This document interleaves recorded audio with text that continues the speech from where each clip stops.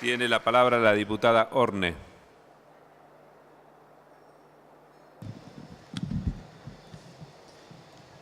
Señor presidente, en primer lugar vamos a pedir permiso para insertar, ya que vamos a desarrollar los fundamentos más propios del debate y tratar de que sea comprensible la posición que tomamos como bloque. Es un extenso proyecto y no queremos que se diluyan los aspectos principales que vamos a señalar. En primer lugar, queremos decir que estos proyectos son parte de un paquete que tiene como punto de apalancamiento el pacto con los gobernadores.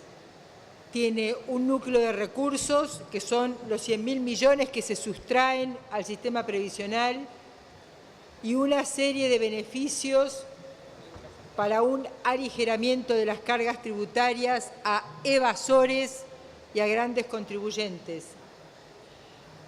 Porque no solo el recorte de jubilaciones, pensiones, AUH, discapacitados es lesiva a los sectores del trabajo y la producción. La llamada reforma tributaria perjudica a los trabajadores, pone en desventaja a las pymes, embiste contra las cooperativas y mutuales y no mejora la situación fiscal. Entonces, ¿a quién beneficia este sistema al que ustedes denominan normal?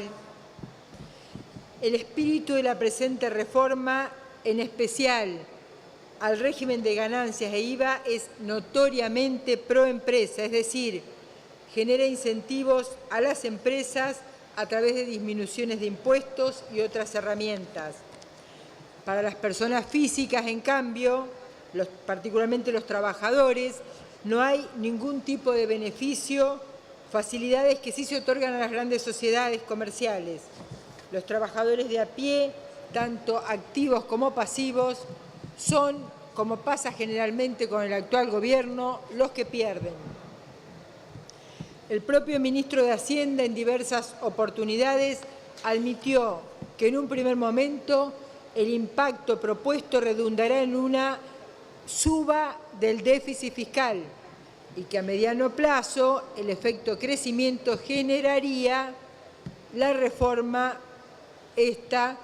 compensaría la pérdida de la recaudación, pero esta es una probabilidad incierta.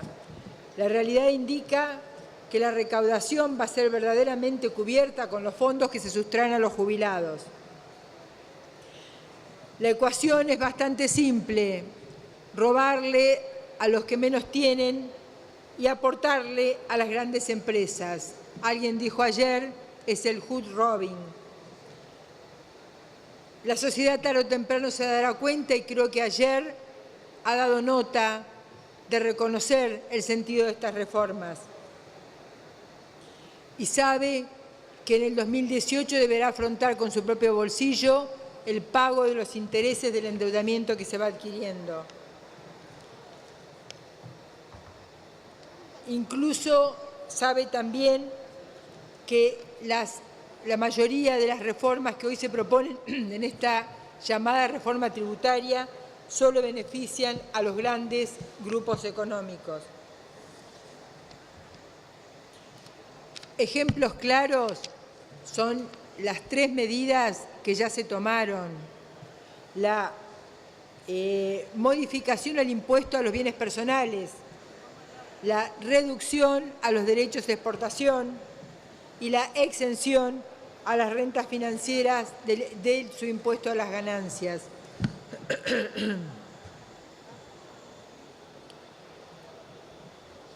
En este contexto vemos que en su conjunto todo el sistema tributario estaría destinado contra los que menos tienen. Tampoco es cierto que favorezca a las pymes. Fíjense, la disminución de contribuciones a las pymes no impacta en pocos puestos de trabajo, sí, en cambio, en las grandes empresas que están hablando de 5.000, 10.000 operarios, allí sí hay un impacto profundo. Diputado, por favor, silencio.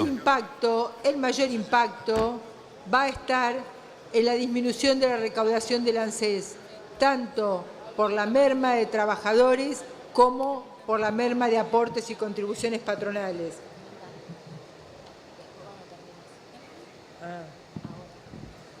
Sí, acá me están indicando que se está produciendo nuevamente en las puertas del Congreso un nuevo cacerolazo. Hablaba recién del impacto que tiene la sociedad. Bueno, este es un pueblo inteligente que rápidamente reconoce el sentido de las medidas propuestas y se expresa.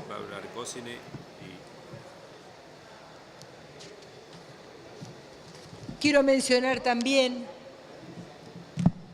que este Congreso aparentemente aprovechó los cambios en las titularidades de las comisiones para esquivar a la Comisión Bicameral de Reforma Tributaria, a la cual no solamente no le llegó en ningún momento el proyecto de reforma, sino que además tampoco respetó ninguno de los principios creados por ley. Este Congreso creó esa comisión bicameral y estableció para una reforma integral del régimen tributario principios que tampoco se han tenido en cuenta en esta reforma.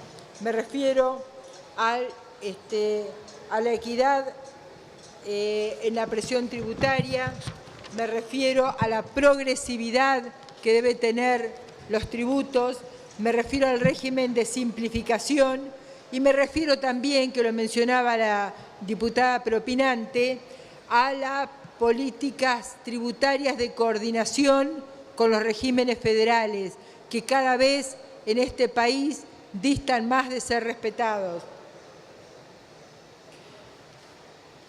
Tampoco se cumplió la manda de la ley que crea la Comisión Bicameral de Reforma Tributaria, en la que el Poder Ejecutivo debió haber dado informes pormenorizados respecto a la situación tanto de recaudación como de propuestas.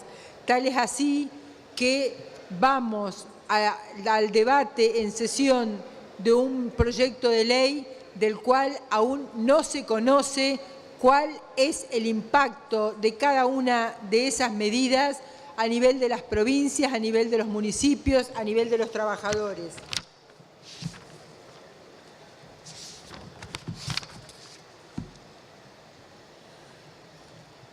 Quiero mencionar también otro aspecto que vemos críticamente y es que no se ha establecido con claridad cuáles serían las causales de la desgravación del 10% en ganancias para los casos de reinversión de utilidades. Tal es así. Diputada, ¿podemos ir cerrando? Sí. Insertamos lo que le queda. Lo voy a insertar, pero quiero redondear. Tal es así que se deja librado sin ninguna penalidad en caso de incumplimiento. Voy a saltear, pero quiero mencionar algunas de las cuestiones más importantes. El castigo a las cooperativas y mutuales puede aparecer como un error, pero también puede ser una omisión maliciosa, dejando a este sector de la cooperación, de las cooperativas y mutuales, por afuera de la capacidad de seguir generando recursos, de seguir generando empleos, siendo que no son sociedades comerciales que no tienen ganancias. Por lo tanto, se desvirtúa el concepto de ganancias y posiblemente no se trate solo de un error. Por las dudas, nos adherimos a la petición de la eliminación de los artículos 23 y 24 que hacen alusión a las cooperativas. También queremos mencionar que hay que eliminar de la carga impositiva a las actividades productivas en general. Debe ir la carga fundamentalmente al sector financiero, a la especulación financiera.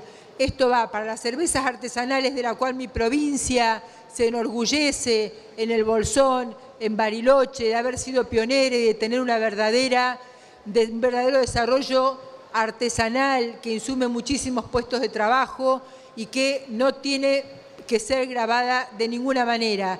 Y lo mismo la provincia de Tierra del Fuego, cuyo desarrollo de la electrónica, al ser grabado de esta manera, hace correr el riesgo del desarrollo de esa provincia.